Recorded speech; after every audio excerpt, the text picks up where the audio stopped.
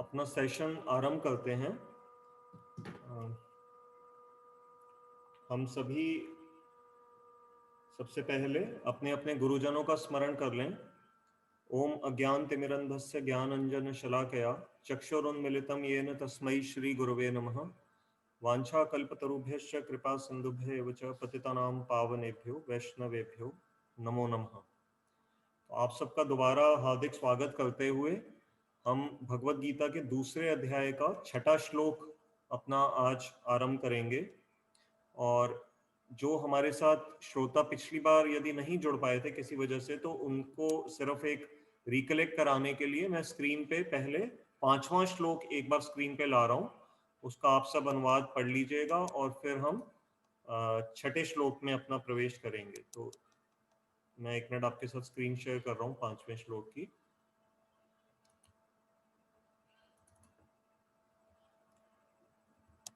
तो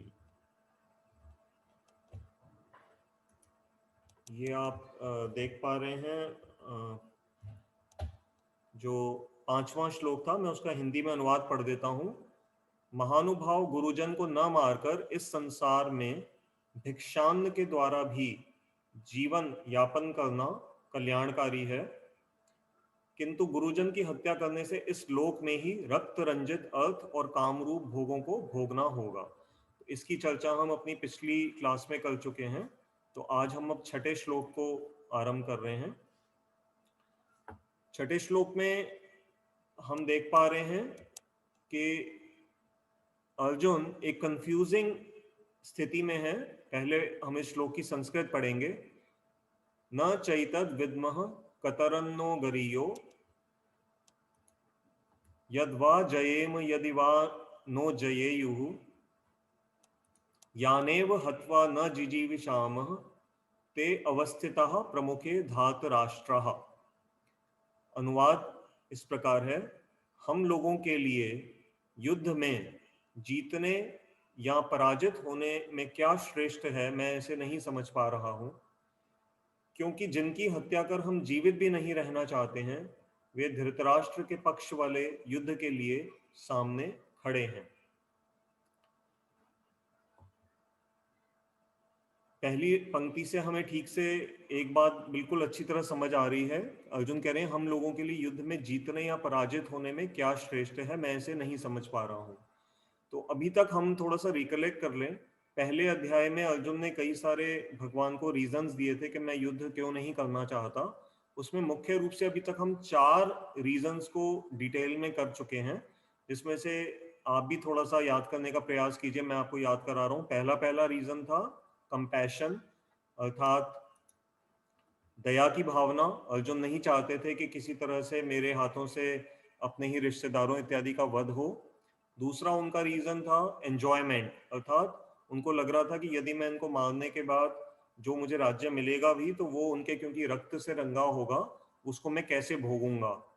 तीसरा उनका जो रीजन था कि इनको मारने से मुझे पाप लगेगा। और चौथा उनका रीजन था कि जो भी परिवार के अगर ये जो सीनियर्स हैं यदि ये मारे जाएंगे तो हमारी जो कुल रीतियां हैं उनका नाश हो जाएगा। आज अब हम इस श्लोक में एक 5वां रीजन और देख रहे हैं। ये 5वां रीजन थोड़ा सा अलग हटके एक रीजन है। ये है कंफ्यूजन का, अर्थात जब हम ऐसी स्थिति में आ जाएं कि हमें यही ना समझ में आए कि क्या एक्शन लेना है, तो कंफ्यूजन भी अपने आप में कई बार हमें रोक देती है। तो कंफ्यूजिंग स्थिति को देख करके ये 5वां रीजन आज हमने समझा कि अर्जुन क्यों युद्ध नहीं करना चाह रहे हैं। तो इसको क्यों कंफ्यूजन है, क्योंकि आज अर्जुन जिस स्थिति में खड़े हैं उनके सामने 3 कॉन्सिक्वेंसेस सामने नजर आ रहे हैं। पहला ये हो सकता है कि यदि वो लड़े और वो जीतेंगे कैसे, जब सारे अपने इन रिश्तेदारों का, अपने गुरुजनों को उनको मारना पड़ेगा। तो पहली स्थिति ये है कि आइदर ही wins but at the cost of losing his elders, losing his Gurudev, losing his seniors like Bhishma Pitamah and losing his cousins like Kauravas. दूसरा उनके पास क्या स्थिति हो सकती है कि मान लीजिए अर्जुन युद्ध में हार जाएं, सपोज पांडवों की हार हो जाए। अब क्योंकि वो इतने उच्च कोटि के क्षत्रिय हैं तो वो ये भी नहीं चाहेंगे कि हार जाएं। तो ना पहली स्थिति उनके लिए अच्छी है, जीतने में भी परेशानी है, हारने में भी परेशानी है। ये बड़ी एक विचित्र परिस्थिति है, जनरली ऐसा होता नहीं, बट फिर भी कभी कभी हो सकता है। मैं अभी आपको आगे एग्जांपल्स दूंगा कि ऐसा क्यों कभी कभी हमारे साथ भी हो सकता है। और तीसरी स्थिति क्या थी कि वो लड़ाई से ही पीछे हट जाएं, अर्थात कहें कि मैं लड़ने को ही तैयार नहीं हूं, ठीक है, और वॉक ओवर दे दें धृतराष्ट्र के पुत्रों को। तो उसके बाद अर्जुन के लिए क्या स्थिति बचेगी? उनको भिक्षा मांग कर करके अपना जीवन पालन करना होगा। ये हमने पिछली से पिछली क्लास में स्टडी किया था। तो वो भी एक क्षत्रिय के लिए कोई बहुत अच्छी अच्छी स्थिति नहीं है कि एक इतना उच्च कोटि का क्षत्रिय भिक्षा मांग करके अपना जीवन चला रहा है। तो ये जो तीनों स्थितियां हैं, ये बहुत ही एक कंफ्यूजिंग स्थिति है अर्जुन के लिए। और जिस तरह से हमारे साथ भी कभी जीवन में हो जाता है कि हम चूज ना कर पाए कि कौन सा रास्ता लेना है। फॉर एग्जाम्पल, हम ड्राइविंग करते हुए कई बार कंफ्यूज हो जाते हैं। मान लीजिए कोई ऐसी जगह जहां आपको बताने वाला कोई नहीं है, तो फिर हम उस केस में क्या करते हैं? आजकल, पहले के जमाने में जैसे समुद्र में जहाज जाते थे तो वो कंपास का यूज करते थे। आजकल हमारे पास गूगल मैप्स है। तो समझदारी किसमें है कि हम अपने से कोई ऐसी श्रेष्ठ सोर्स ऑफ इंफॉर्मेशन को उस समय एक्सेस कर लें जिससे कि हमें ये आगे का रास्ता जीवन का क्लियर हो जाए कि कौन सा रास्ता लेना है। तो गूगल मैप्स कई बार हमें बता देता है कि आपको ये रास्ता लेना आपके लिए ठीक रहेगा। तो वैसे ही अर्जुन अब ऐसी स्थिति पे आकर के खड़े हो गए हैं। दुराहा नहीं है, तीन राहें हैं, या तो जीतो, या हारो, या फिर भिक्षा मांगो। अब इन तीन रास्तों में से उनको कोई भी रास्ता समझ में नहीं आ रहा है कि कहाँ जाऊं।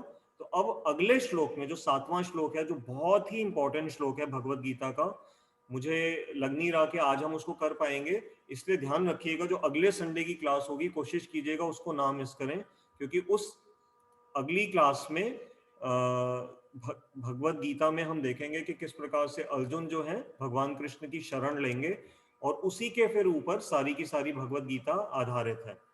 तो ये कंफ्यूजन की स्थिति क्यों आ रही है?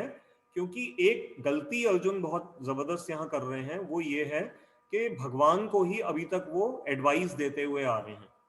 तो ये जो इसका उल्टा होना चाहिए, होना हमारे साथ जीवन में क्या चाहिए कि हम भगवान को अपना एडवाइजर बनाएं और हम रिसीविंग एंड पे हों, हम उनसे एडवाइस लें, ठीक है ना। नॉलेज, गुरु शब्द का भी अर्थ क्या होता है? गुरु मतलब होता है भारी। अगर आप इसका गुरु का जो व्याकरण में आप वो देखेंगे, डिक्शनरी में मीनिंग देखेंगे, हिंदी डिक्शनरी में, तो उसका एक अर्थ होता है भारी, और गुरु का विलोम शब्द होता है लघु। लघु अर्थात छोटा। तो गुरु भारी होते हैं। तो भारी किस में होते हैं? गुरु गुरु क्या बाय वेट भारी होते हैं? नहीं, वेट से भारी नहीं होते हैं। वो ज्ञान से भारी होते हैं, अपने अनुभव से भारी होते हैं। वो भगवान के प्रति अपनी श्रद्धा से, अपने समर्पण से हमसे कई गुना अधिक ज्ञानवान होते हैं। तो ऐसे ही यहाँ पर हमने क्या देखा कि अर्जुन जो गलती कर रहे हैं कि वो भगवान कृष्ण को अभी तक, इतने पिछले जो श्लोक हुए हैं, अर्जुन भगवान को समझाते हुए आ रहे हैं, परंतु होना इसका उल्टा चाहिए। तो कहते हैं ना कई बार उल्टी गंगा बह रही है। तो ये उल्टी गंगा बहने का क्या अर्थ है कि यहाँ पर जो फ्लो ऑफ नॉलेज था, फ्लो ऑफ इंफॉर्मेशन है, वो रिवर्स डायरेक्शन में जा रहा है, इसीलिए ये सारी परेशानी आ रही है। तो अब अर्जुन को रोल अगले श्लोक से अर्जुन का चेंज हो जाएगा।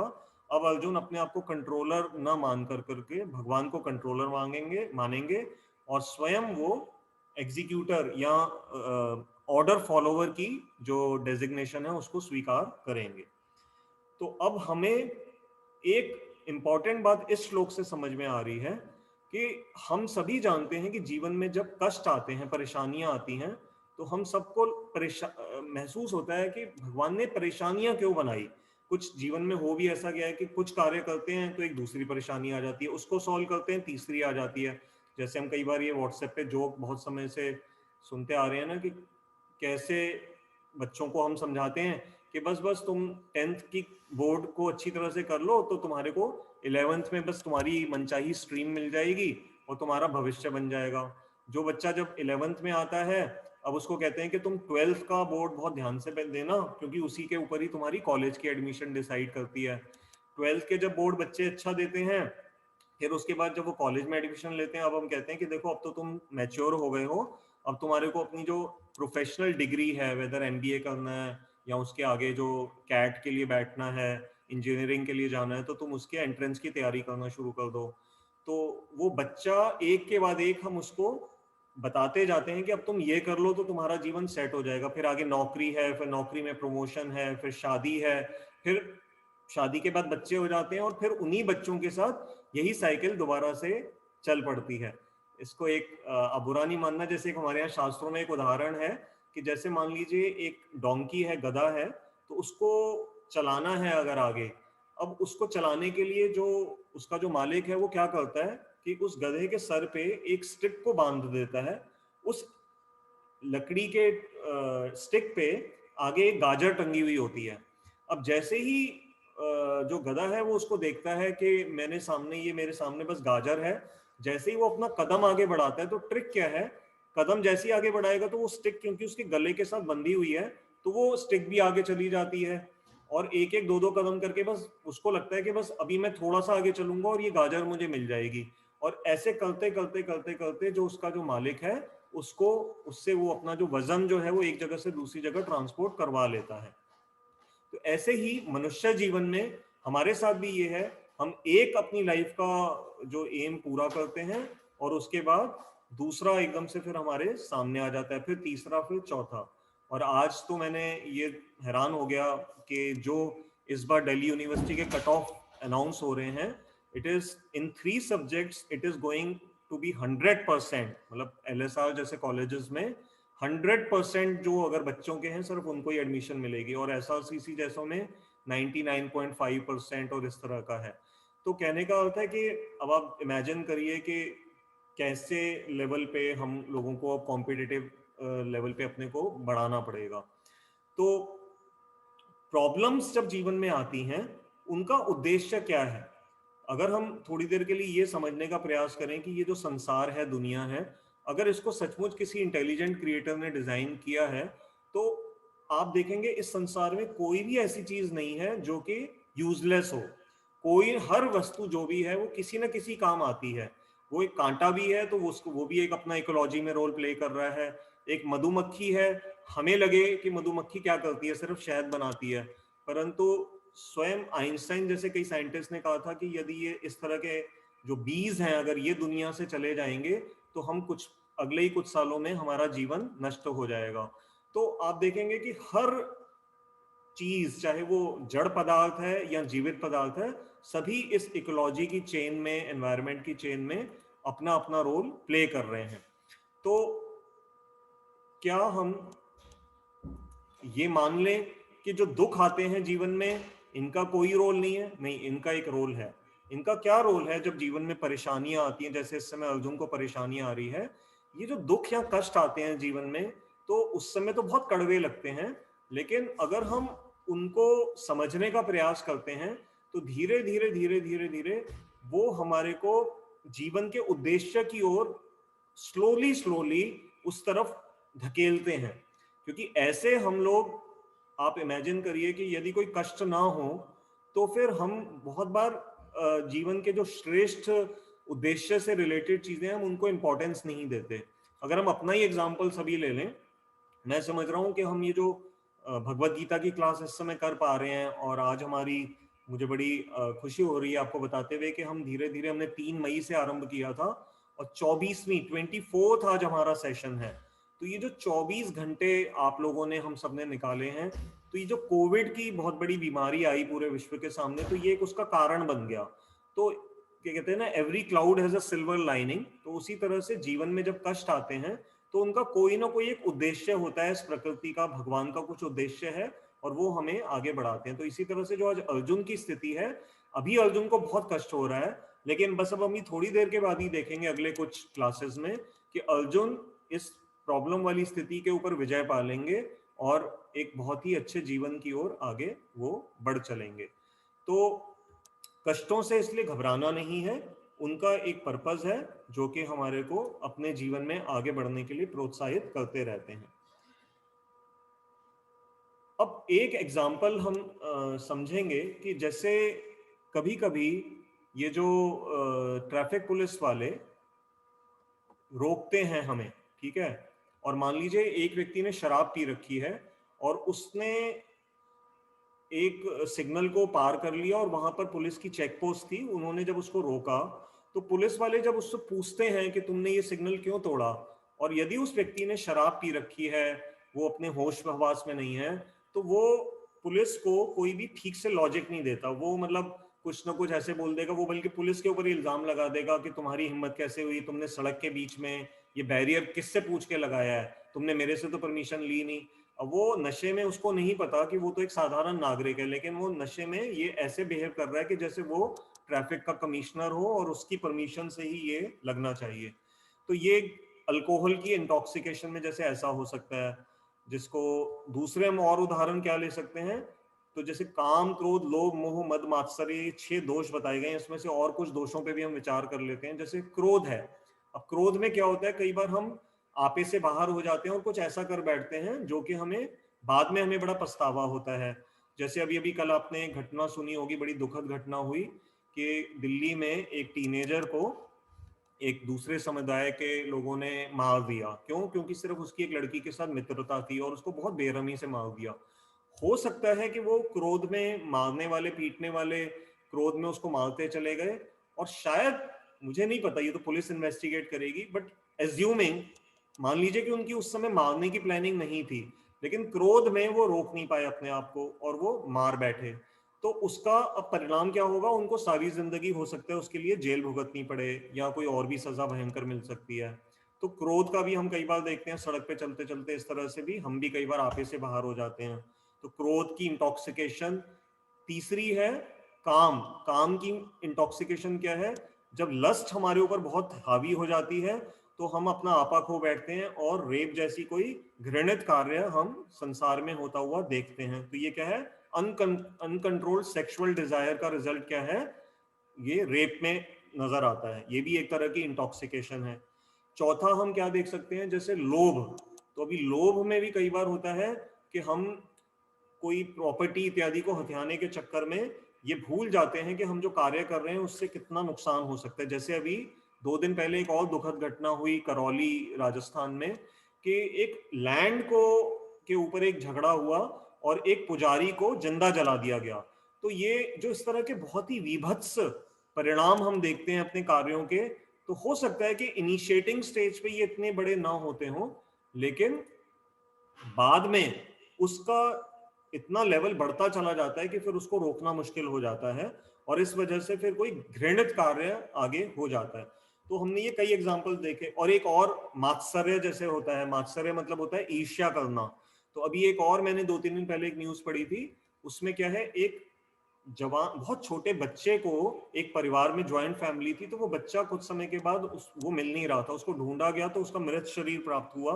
जब पुलिस ने इन्वेस्टिगेशन करी तो पता लगा कि उस परिवार में जो 2 बहुएं थी, जो देवरानियां थी, तो उन्होंने अपनी ननद के ही बच्चे को मार दिया। खुद परिवार के अंदर उन्होंने अपनी ननद के बच्चे को मार दिया। क्यों मार दिया? क्योंकि आपस में कुछ ईर्ष्या का भाव था। उस ननद ने कभी कुछ ऐसा बोल दिया होगा और उन्होंने बदले में उसके बच्चे को ही, एक बेचारे उस बच्चे का क्या दोष था, लेकिन मात्सर्य, मैं मतलब आपको ये बताना चाह रहा हूँ, मैंने कई एग्जांपल्स इसलिए लिए हैं कि काम, क्रोध, लोभ, मोह, मद, मात्सर्य इत्यादि का क्या होता है रिजल्ट अगर उसको रोका ना जाए तो ये जो इंटॉक्सिकेशन है, ये तो हमने देखी इस संसार में जो हमें नजर आ रही है।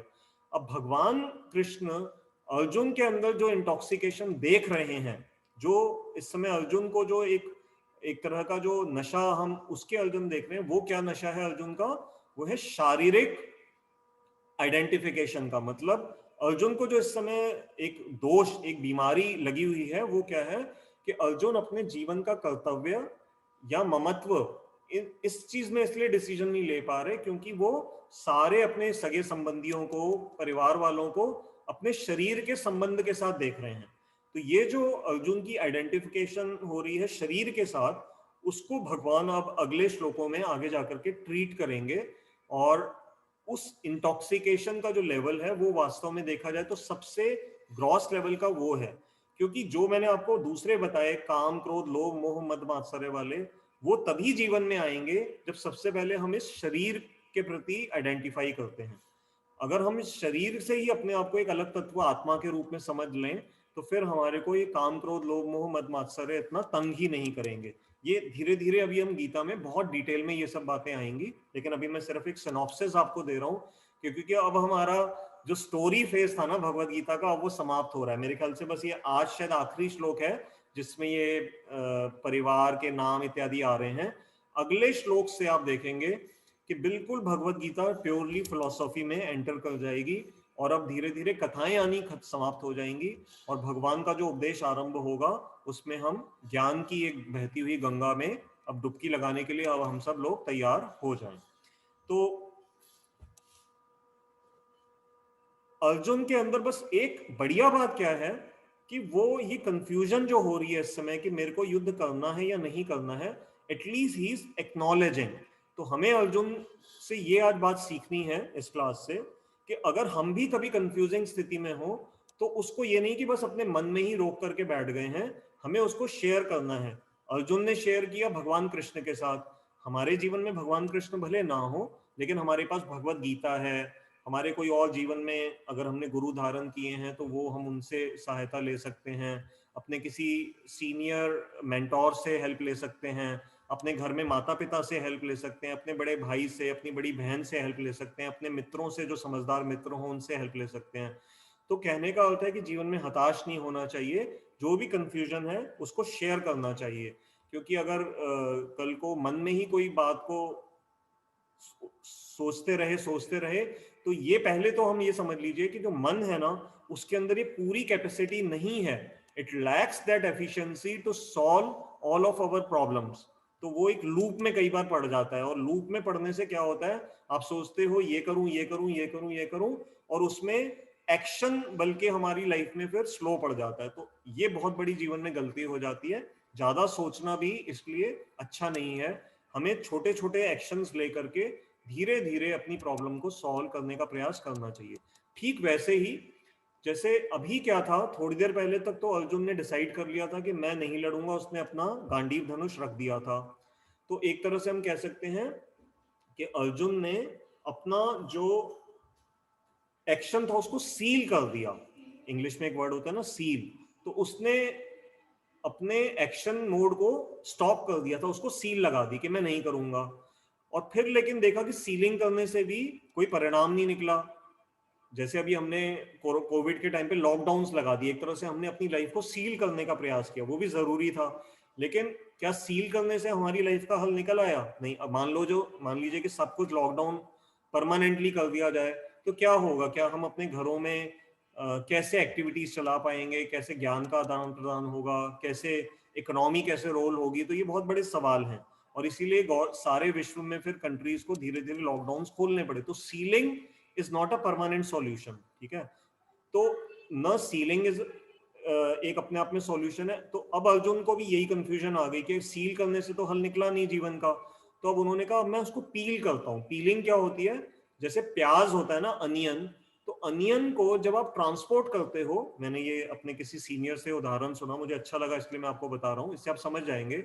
अनियन को, प्याज को जब एक जगह से दूसरी जगह ले जाना होता है तो उसको हम सील कर देते हैं। क्यों? क्योंकि नहीं तो उसकी स्मेल जो है वो डिस्टर्ब करेगी।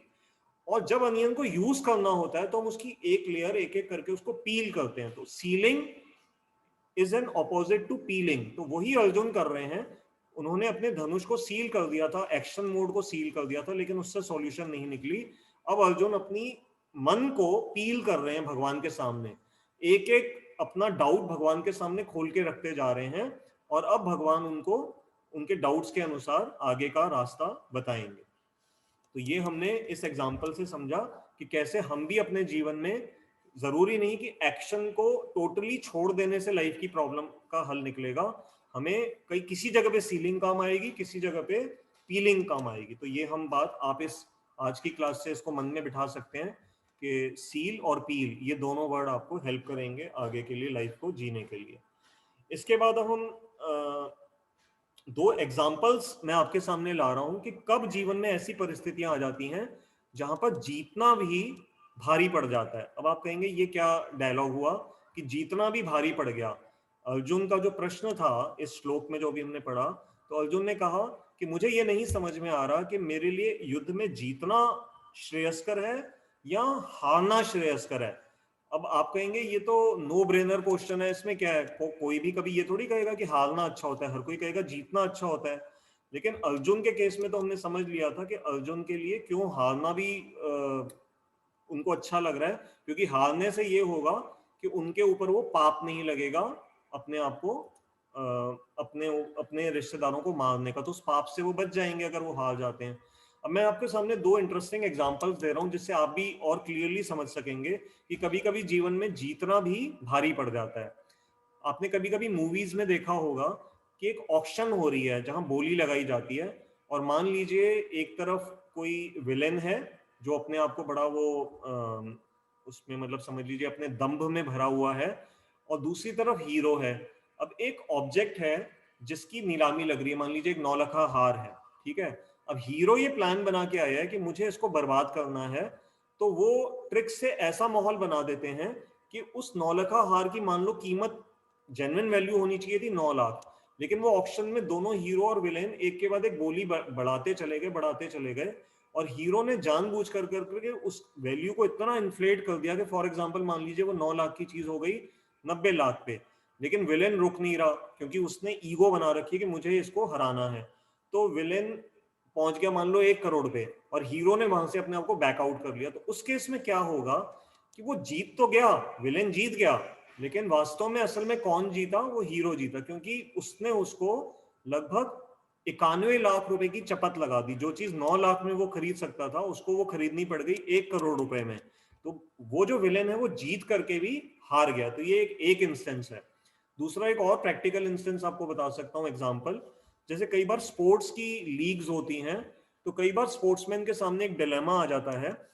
मान लीजिए सेमीफाइनल्स हैं और जो जीतेगा वो फाइनल्स में जाएगा और वो इंडिया के नेशनल्स खेलेगा।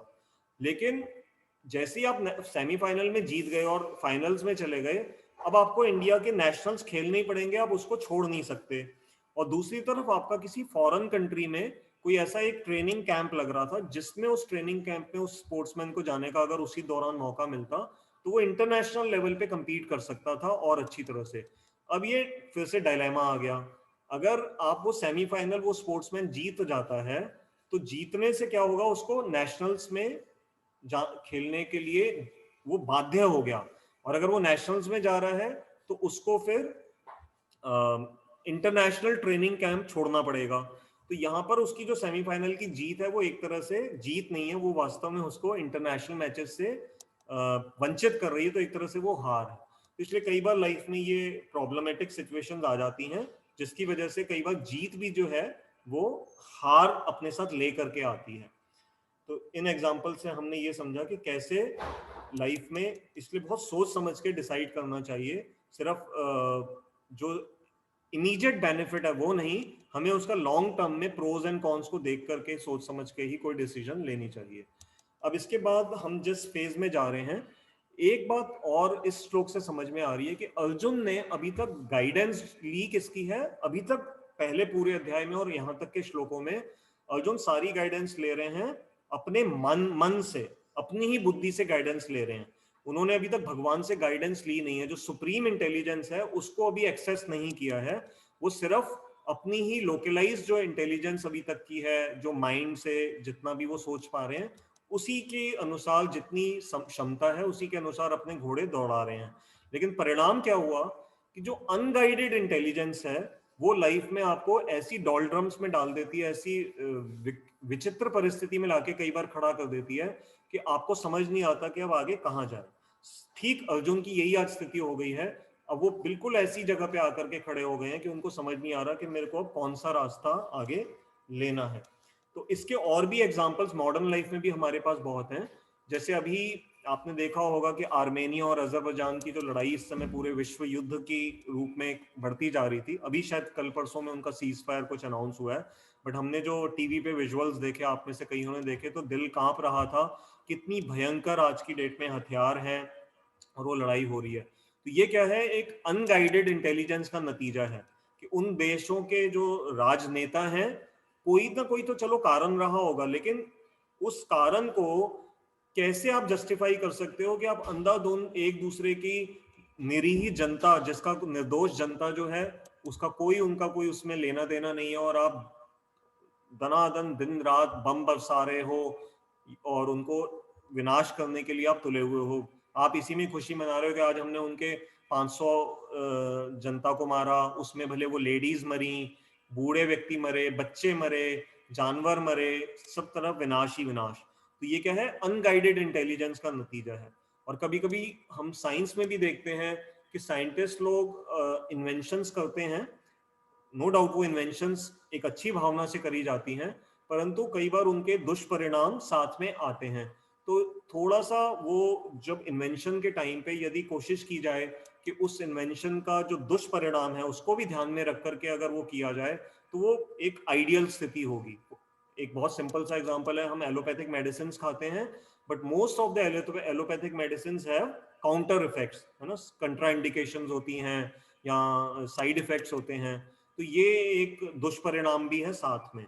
तो ये भी एक तरह से है तो फायदे वाली चीज, लेकिन फिर भी अभी क्योंकि जैसे हमारे आयुर्वेदिक, मैंने भी कुछ लेक्चर्स सुने, हमारे यहाँ कुछ ऐसे सीनियर्स हैं हमारे जो प्रॉपर डॉक्टर्स हैं और उन्होंने आयुर्वेदा में भी रिसर्च करी है, तो वो मैंने उनकी कई क्लासेस में, मेरे को कभी आगे बोलने का मौका मिलेगा तो मैं कुछ आपको बड़े कंक्रीट चीजें बताऊंगा कि कैसे आयुर्वेदिक जो थेरेपी है वो क्योंकि मन के लेवल पे ट्रीट करती है, और उसमें जो आपको ये समझाया जाता है कि ट्रीट क्योर क्या है। एलोपैथी क्योर की बात नहीं करती, मोस्ट ऑफ द डिजीजेस आज एलोपैथी में, चाहे वो डायबिटीज है, थायराइड है, आपके ये जो हाइपरटेंशन इत्यादि है, आप सिर्फ उनको कंट्रोल करते हो सकता है इस क्लास में कुछ डॉक्टर्स मेरे जैसे मित्र हैं, डॉक्टर जयंत, तो वो बहुत सीनियर आई सर्जन हैं, तो वो जानते होंगे कि एलोपैथी मेनली क्या है, for the time being pain को कंट्रोल करने वगैरह के लिए बहुत इफेक्टिव है,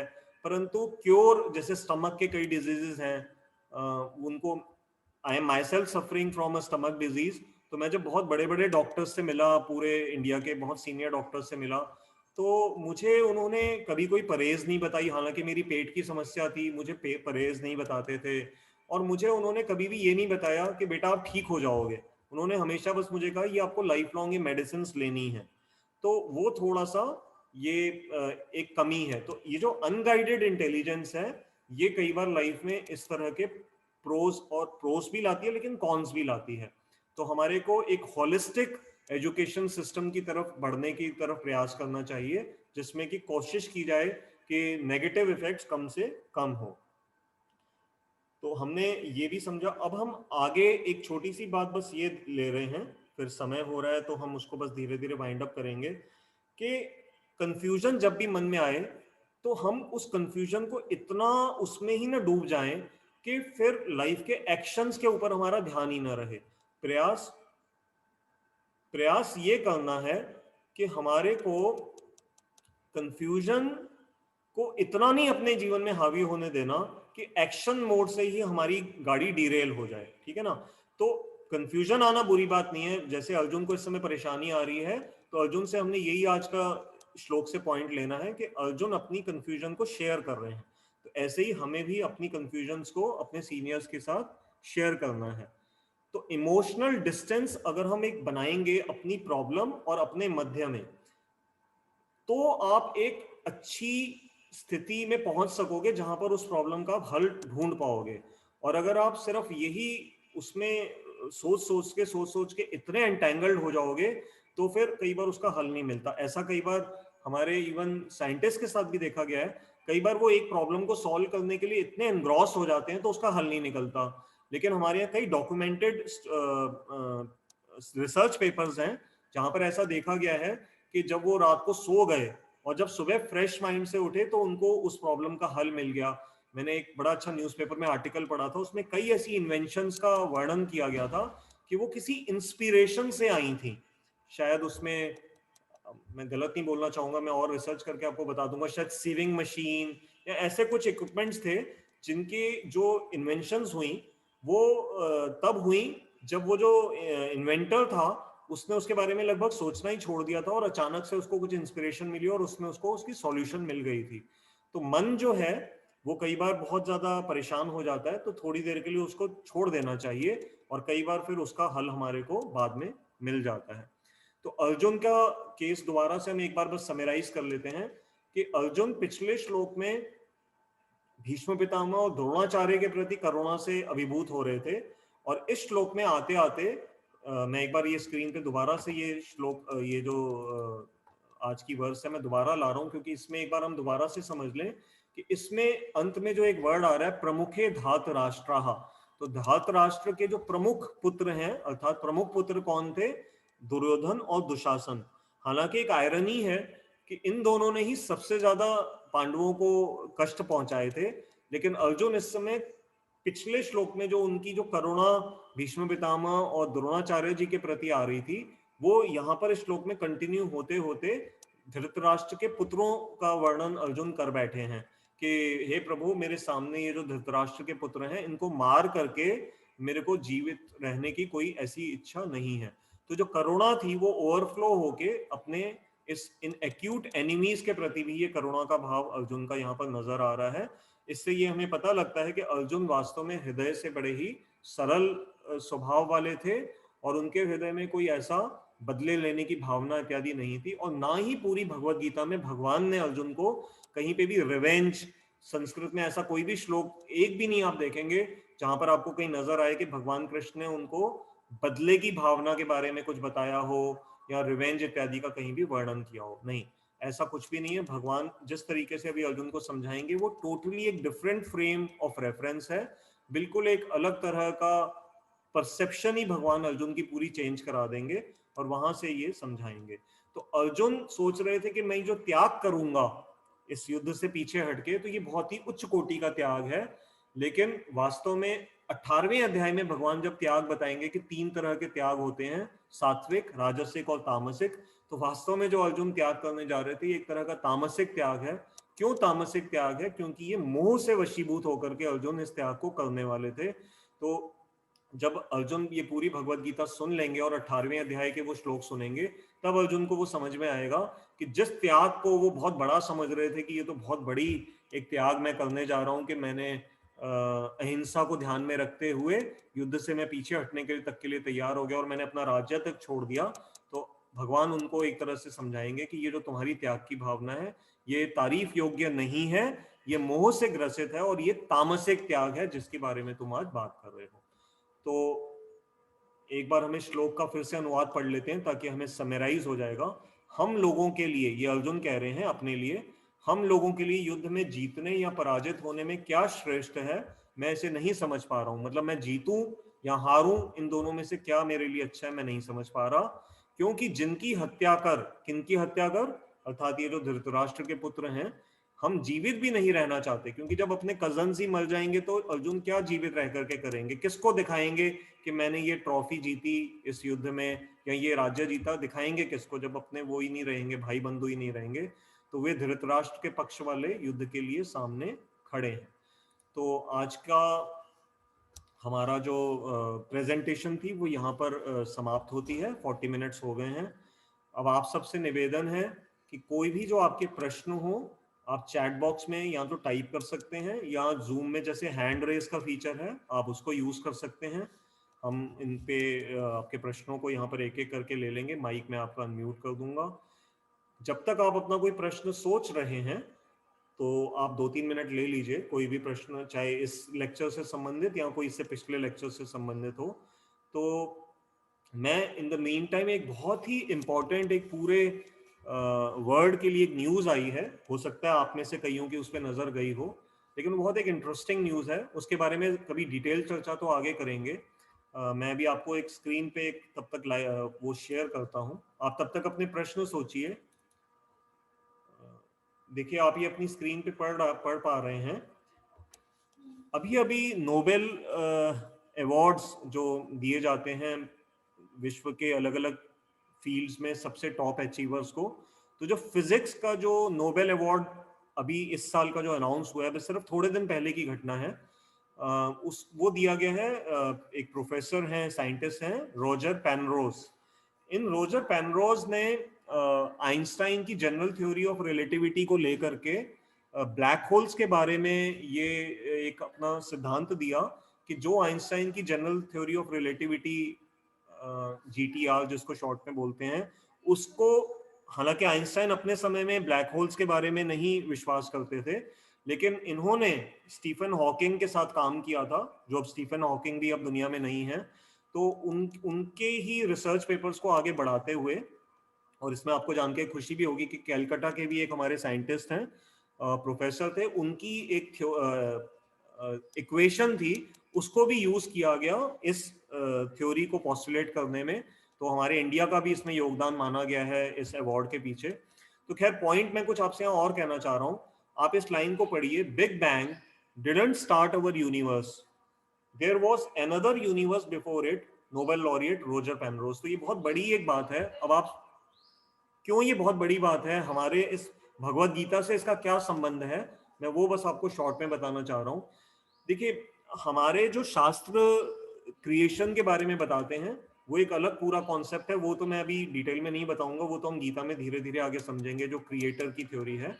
परंतु यहाँ पर हम बात कर रहे हैं जो modern science big bang theory के बात में करता है। इसको शॉर्ट में आप में से कई लोग जानते होंगे, मैं जानता हूँ मेरे से बहुत पढ़े लिखे लोग इस समय क्लास में हैं, मैं शॉर्ट में सिर्फ उनके लिए बोल रहा हूँ जो बाई चांस अधिक ना जानते हो। तो बिग बैंग का क्या अर्थ है कि साइंटिस्ट कहते हैं, ऐसा मानते हैं, मतलब उसका उनके पास भी कोई प्रूफ नहीं है, वो कहते हैं कि ये विश्व, ये ब्रह्मांड कैसे आरंभ हुआ, एक सिंगुलैरिटी थी।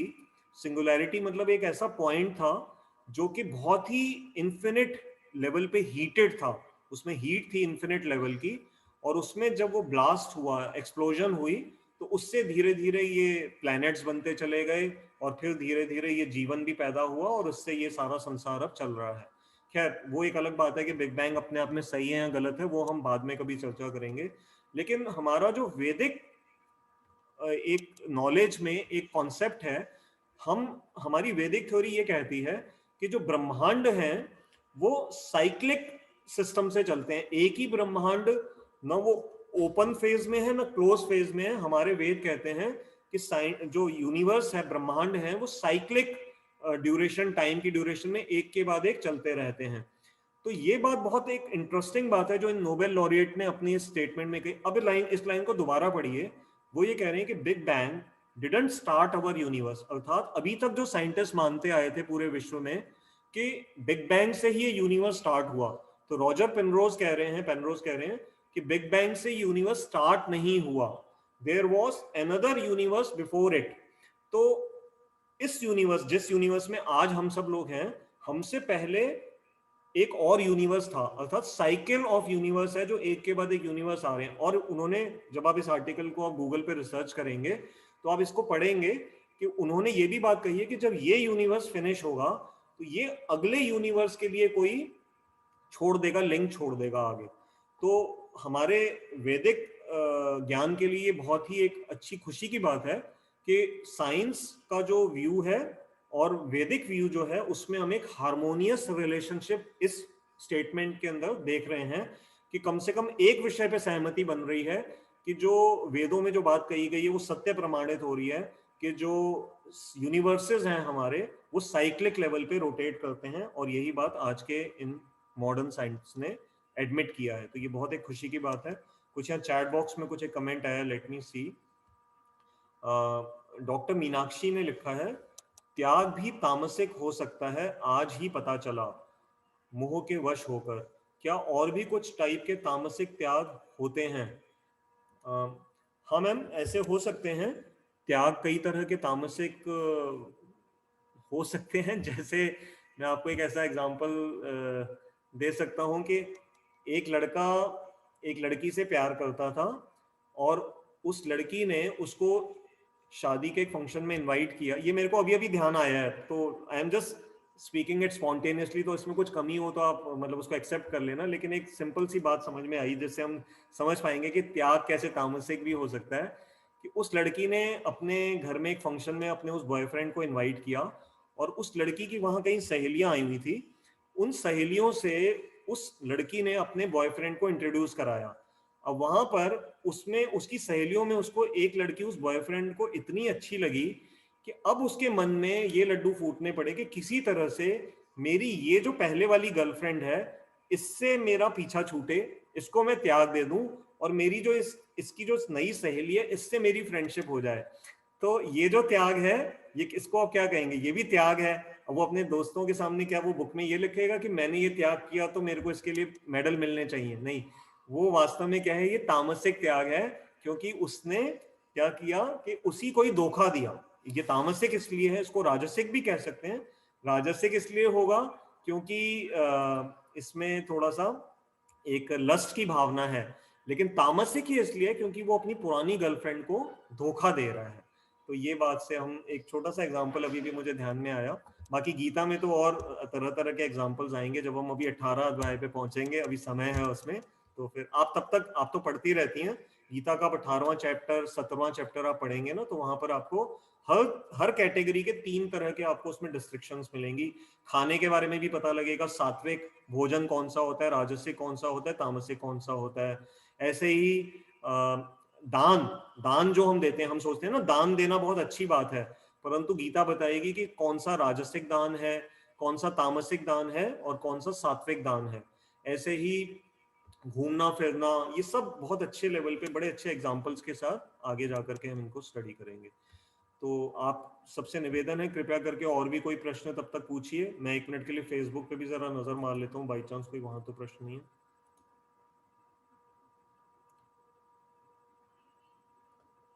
देखिए, जितना आप प्रश्न पूछते हैं ना, तो कभी भी ये नहीं सोचना चाहिए कि जब हम प्रश्न पूछेंगे तो दूसरे लोग क्या सोचेंगे, कि क्या हमें ये बात भी, इतनी सी भी बात नहीं मालूम। तो वास्तव में ऐसा सोचने से हम अपने को जीवन में रोक लेते हैं। तो हमें हमेशा प्रश्न खुल कर करके पूछने चाहिए, ताकि उससे बल्कि दूसरों का भी भला होता है।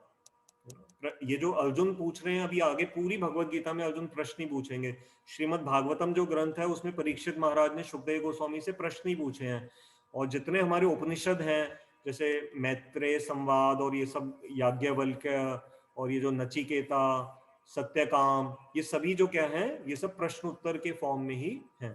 तो प्रश्न पूछना एक बहुत अच्छी बात है। और मुझे याद है अपने, जब मैं नया नया इस लाइफ में आया था, तो मैं पूरी एक लिस्ट बनाता था, और जब अपने अपने इंस्टीट्यूशन में जाता था तो बाकायदा डायरी में पूरे पेज प्रश्नों के लिख करके जाता था कि ऐसा क्यों नहीं हो सकता, ऐसा क्यों है, ऐसा क्यों है। प्रश्न पूछना बहुत एक अच्छा रहता है।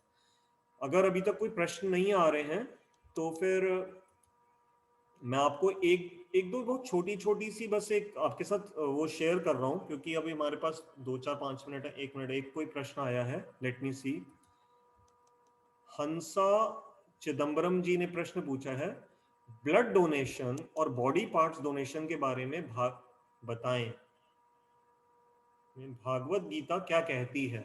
ओके, हंसा चिदम्बरम जी का बहुत ही एक अच्छा प्रश्न है और आजकल के जमाने के लिए रेलिवेंट भी है, कि ब्लड डोनेशन और बॉडी पार्ट्स डोनेशन के बारे में भगवत गीता क्या कहती है। अगर आप प्योरली भगवत गीता के बारे में पूछ रही हैं मैम, तो मैं इस समय ऐसा कोई भी रिकलेक्ट नहीं कर पा रहा कि जहां पर भगवत गीता ने डायरेक्टली ब्लड डोनेशन या बॉडी पार्ट्स डोनेशन के बारे में डायरेक्टली कुछ भी मेंशन किया हो। तो इसलिए इस प्रश्न का एक उत्तर इस तरह से आता है कि नहीं, भगवत गीता में इसका कोई डायरेक्ट वर्णन नहीं है। तो हम चाहें तो इस प्रश्न को यहाँ पर रोक सकते हैं, क्योंकि आपने सिर्फ भगवत गीता की बात करी है। हाँ, अब अगर इसको मैं और एक्सपेंड कर कर करके इसके बारे में हम सब विचार करें कि हमारे शास्त्र क्या कहते हैं कि अंग दान करना चाहिए या नहीं करना चाहिए, तो इसमें थोड़ा सा ये सेंसिटिव टॉपिक है। मैं स्वयं इसमें कई बार थोड़ा सा भी कंफ्यूज हो जाता हूँ, क्योंकि कुछ हद तक ये फिर कंट्रोवर्शियल में भी चला जाता है। क्योंकि इसके लिए मुझे थोड़ा सा अपने और सीनियर्स से कभी बैठ के समझना पड़ेगा। कंट्रोवर्सी क्या है मैं आपको बता देता हूँ।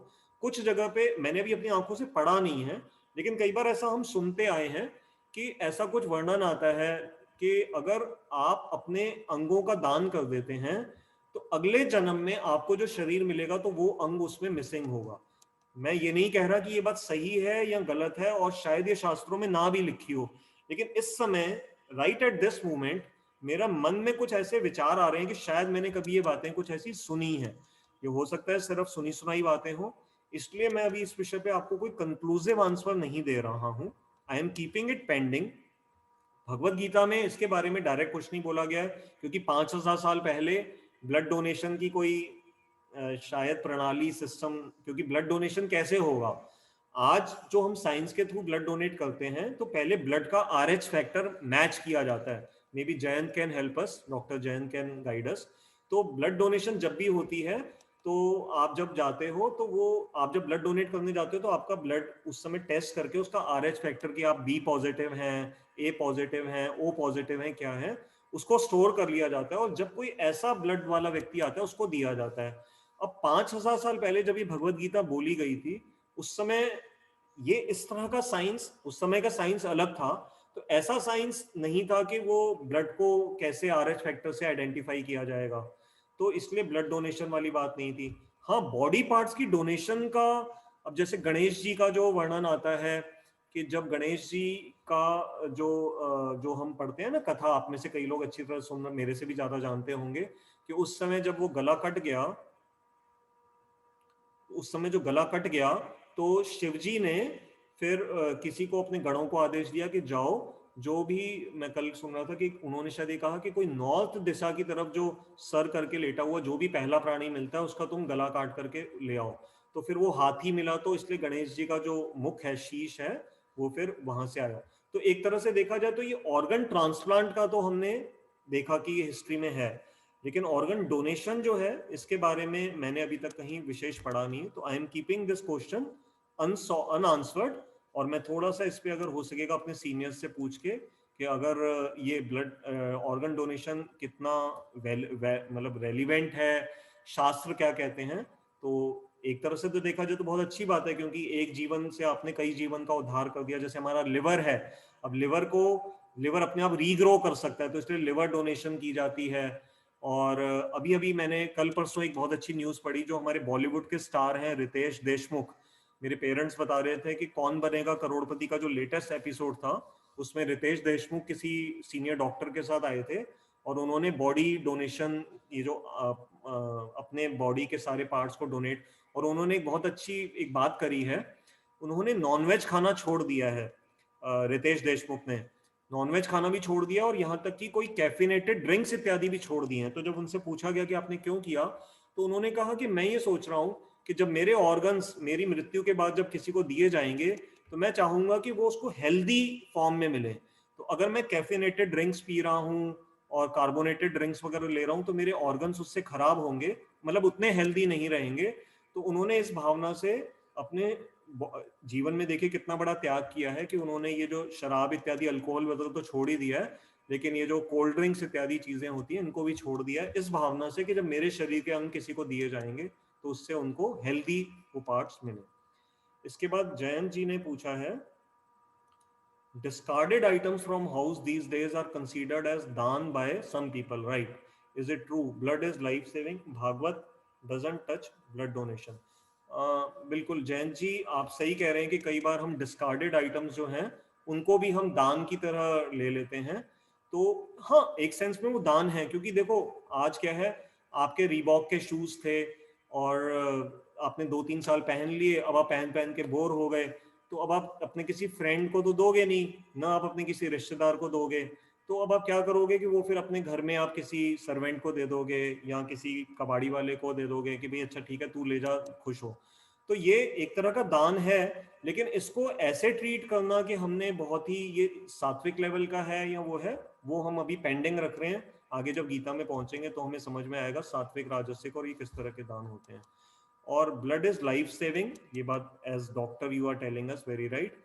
और Bhagwat doesn't touch blood donation, ये बात मैंने भी कह दी है कि हाँ गीता में ब्लड डोनेशन के बारे में कोई नहीं है। डॉक्टर मीनाक्षी ने कहा ये ट्रांसप्लांट था, Shivji must be a great surgeon also. Ma'am Shivji तो महादेव हैं, वो तो भगवान की कैटेगरी के हैं, इसलिए वो सर्जन उनको कहना तो वो मतलब एक बहुत छोटी सी बात है उनके लिए। तो वो तो पूरे विश्व का विध्वंस करने की शक्ति, प्रलय करने की पूरी शक्ति रखते हैं शिव जी, तो इसलिए हाँ वो ट्रांसप्लांट था, ये बात ठीक है। इसके बाद रविंद्र कुमार वर्मा जी आज हमारे साथ जुड़े हैं, आपका स्वागत है। उन्होंने कहा है revenge of bad souls is right और wrong, please clarify. Revenge of bad souls is right और रॉन्ग, मैं इस क्वेश्चन को भी पूरा नहीं समझ पा रहा हूँ रविंद्र जी, मैं आपको ना अनम्यूट कर रहा हूँ, आप प्लीज थोड़ा सा इसको एक्सप्लेन कर दीजिए, फिर वी विल डिस्कस दिस। आप प्लीज एक बार अपने, मैंने आपको अनम्यूट की ऑप्शन दी है, आप कर लीजिए अपने आप को अनम्यूट। नहीं, आपकी आवाज नहीं आ रही, आपको अनम्यूट करना पड़ेगा पहले अपने आप को।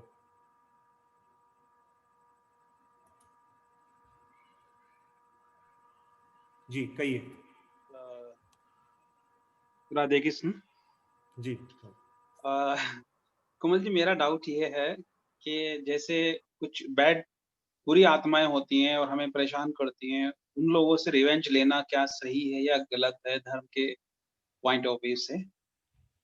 मतलब हम रिवेंज लें उनसे, ये कहना चाह रहे जैसे जैसे जैसे हमने एयर स्ट्राइक किया था पाकिस्तान को, जस्ट एन एग्जांपल। हैं। ओके। तो ऐसे ही कई बार लाइफ में भी कुछ लोग परेशान करते हैं, तो अ, आपको अननेसेसरली, तो क्या हमें उनसे रिवेंज लेना चाहिए? मैं समझता हूँ नहीं लेना चाहिए, लेकिन कुछ लोग कहते हैं नहीं। उनको रियलाइजेशन कैसे होगा अगर आप उनको दुरुस्त नहीं करेंगे तो? हम्म। रविंद्र जी, इसमें ये इस प्रश्न की इसकी कई सारे डेप्थ हैं। ये अपने आप में एक एक स्ट्रेट वे में इसका आंसर नहीं दिया जा सकता। क्यों? क्योंकि देखिए, पहली बात आपने सही कही कि मैं भी यही जवाब दूंगा कि रिवेंज की भावना मन में नहीं रखनी चाहिए। क्यों? क्योंकि रिवेंज क्या करता है कि एक तो आपके मन में अशांति लाता है, दूसरा वो कर्म का जो ये जो अनएंडिंग साइकिल में आपको डुबोए रखेगा। अगर हम पिछले जन्म के सिद्धांत को लेकर के आते हैं इसके अंदर, तो हो सकता है जिस व्यक्ति ने आज आपके साथ बुरा किया और आपको बहुत बुरा लग रहा है, क्या पता आपका उसके साथ कुछ ऐसा हिसाब किताब चल रहा था पिछले जीवन में, जिसकी वजह से उसने आपके साथ ये किया, या वो माध्यम बन गया आप तक वो कष्ट पहुंचाने का। तो वहां पर आपका एक तरह से कहानी हो गई थी, बैलेंस आउट हो गई थी कि आपने उसके साथ पहले कुछ गलती करी थी और उसने आपके साथ कर दिया, अब ये हिसाब किताब हो गया बराबर। अब फिर आपने रिवेंज लिया, तो अब आपने अपना एक नया कर्म जनरेट कर लिया। तो ये जो कर्म की साइकिल है, ये आपको बाइंड कर करके रखेगी। इसलिए मैं इस बात से सहमत हूं कि रिवेंज की भावना नहीं रखनी चाहिए। एक बात, हो सके तो वो ना करें। अब आपने कहा कि आपके कुछ मित्रों ने आपको ये सलाह दी कि रविंद्र जी, अगर आप रिवेंज नहीं लेते हो, फिर उसको ये कैसे पता लगेगा, कि उसको कैसे ये रियलाइजेशन होगी कि उसने कुछ गलत किया था। ये बात पार्शियल लेवल पे सही है, बट एब्सोल्यूट लेवल पे सही नहीं है। क्योंकि अगर हम भगवान में विश्वास रखते हैं, अगर हम कर्म की थ्योरी को पूर्ण रूप से मानते हैं, तो एज्यूमिंग कि उसने ये आपके साथ जो गलत किया था, ये उसकी तरफ से कोई पहले लेवल का इनिशिएटेड एक्शन था, रॉन्ग एक्शन था, तो प्रकृति उसको किसी ना किसी तरीके से कुछ समय के बाद, भगवान के घर कहते हैं देर है अंधेर नहीं है, तो वो समय कुछ ऐसा आएगा उसके जीवन में, वो पनिशमेंट उसको किसी न किसी माध्यम से प्रकृति जरूर देगी। तो इसलिए ये जरूरी नहीं है कि हम ही उसको नेगेट करें, वो उसको कहीं ना कहीं पे वो दिया जा सकता है। लेकिन अब इसकी कई क्वालिफिकेशंस हैं। आप एक क्लास के टीचर हैं, ठीक है, जी। आपको डिसिप्लिन करने का राइट मिला हुआ है। अब वहां आप देख रहे हो कि एक बच्चा बहुत शोर मचाता है, किसी दूसरे बच्चों का टिफिन चुरा करके खा लेता है, या गंदे गंदी गालियां देता है दूसरे बच्चों को। अब आपने उसको प्यार से कई बार समझा लिया, वो नहीं समझ रहा, तो अब आप उसको डिसिप्लिनरी एक्शन जो ले रहे हो, तो ये हम ये नहीं कहेंगे कि आपने उससे रिवेंज लिया है। See, revenge is a different term, but disciplinary action is required. For example, आपने मेरे ख्याल से शुरू शुरू में कहा था कि जब हमने कोई ये दूसरे देश में जाकर के वो करी, स्ट्राइक्स करी, तो एयर ये स्ट्राइक किया राइट, था। जी। तो ये क्या है कि एक देश को अपनी संप्रभुता बचाने के लिए, अपनी टेरिटरी को प्रोटेक्ट करने का उसके पास राइट है। अगर कोई दूसरी कंट्री ने उसके अंदर ऐसी इन्फिल्ट्रेशन करी है या गलत तरीके से उसकी किसी टेरिटरी को हथियाया है, तो वो तो उसको उसका कर्तव्य बनता है। और अर्जुन के भी तो ये देखिए, कर्तव्य की तो बात चल रही है कि as a Kshatriya, Arjun is bound by his duty to protect his dependents as well as protect his own kingdom. तो कौरवों ने उनकी किंगडम को हथिया लिया है और वो उनको नहीं दे रहे हैं, तो अर्जुन को इसलिए कभी भी ये नहीं माना गया कि अर्जुन का जो लड़ना था वो गलत था, बल्कि अर्जुन का न लड़ना गलत था। जी। जी। जी। तो रिवेंज की भावना नहीं होनी चाहिए, बट डिसिप्लिनरी एक्शन जरूरी है। रिवेंज को जितना हो सके तो हम अवॉइड करें। Thank you, Kamal ji. I think it is very clear to me. Thanks a lot. तो अगर और किसी का कोई प्रश्न नहीं है, तो समय हो गया, हमें अपनी क्लास को विराम देना होगा। तो अगर आप लोगों की परमिशन हो, तो फिर हम अगली बार, ध्यान रखिएगा, बहुत इंपॉर्टेंट श्लोक आएगा जब भगवान कृष्ण की शरण लेंगे अर्जुन। तो मेरा आप सबसे निवेदन है कि अपनी अगली क्लास के लिए ज़रूर याद रखेगा। तो आइए अब हम सब भगवान कृष्ण के हरे कृष्ण महामंत्र का उच्चारण कर लेते हैं। आप भी जहाँ जहाँ पर हैं सभी उच्चारण करिए, क्योंकि पुरुषोत्तम मास चल रहा है, इसमें बहुत फल मिलता है भक्ति के कोई भी कार्य करने का। तो हम सभी महामंत्र का उच्चारण करें। हरे कृष्ण कृष्ण कृष्ण हरे हरे, हरे राम राम राम हरे हरे। तो आप सबका बहुत बहुत धन्यवाद। जो नए श्रोता जुड़े हैं उनकी जानकारी के लिए मैं बस बताना चाहूँगा कि हमारी ये क्लास जूम पे हर संडे शाम को 5 से 6 होती है और सभी का स्वागत है। ऐसा नहीं है कि जिसको सिर्फ लिंक मिले वही आ सकता है, आपके मित्र इत्यादि सबका स्वागत है। हम इसमें सभी को इनवाइट करते हैं कि हमारे साथ जुड़ें। और जो पुरानी क्लासेस जिनको भी सुनने में इंटरेस्ट है, वो यूट्यूब पे एक चैनल है कमल गीता क्लासेस, उसको वो वहाँ पर एक्सेस कर सकते हैं। और मेरा मोबाइल नंबर मैं चैट बॉक्स में टाइप कर रहा हूँ, 9810094098। मेरा नाम कमल है, वहाँ से आप उसको चैट बॉक्स से आप इस मोबाइल नंबर को ले लीजिए और कोई भी आपके प्रश्न इत्यादि हो तो आप मुझे व्हाट्सएप इत्यादि के माध्यम से संपर्क कर सकते हैं। तो बोलने में कोई मिस्टेक हुई हो तो उसके लिए आप सभी क्षमा करेंगे। आप सबका बहुत बहुत धन्यवाद। हरे कृष्ण।